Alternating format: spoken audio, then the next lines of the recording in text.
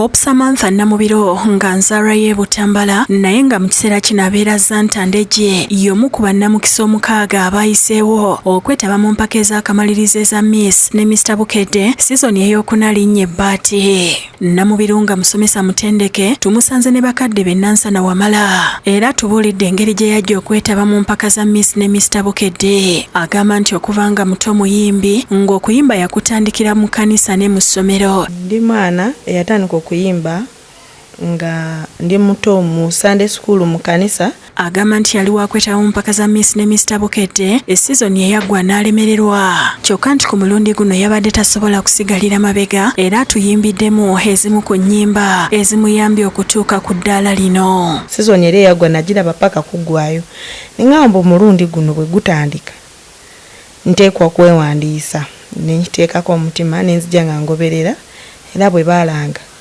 nange nenzija nenewandiisa.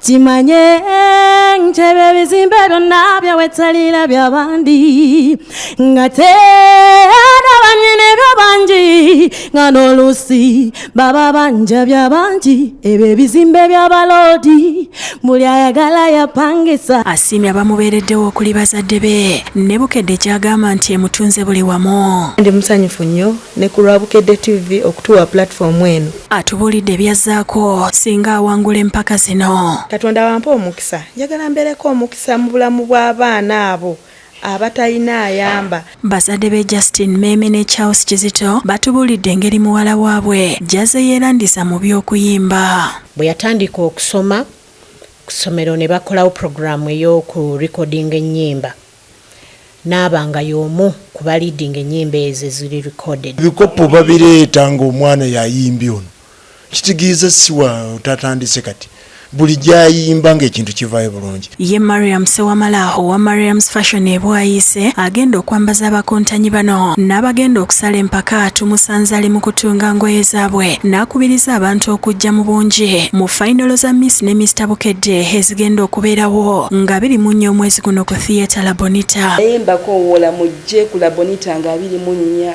mugenda kulaba fashion ez'enjawulo.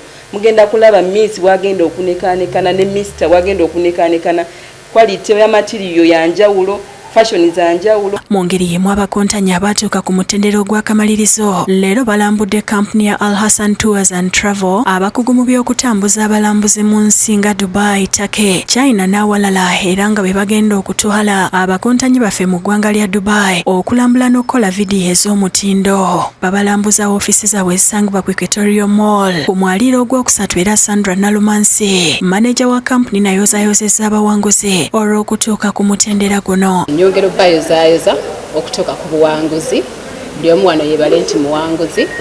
Ndi musanyufu ndi excited okulaba ani anatwala tickets zino ku 24th.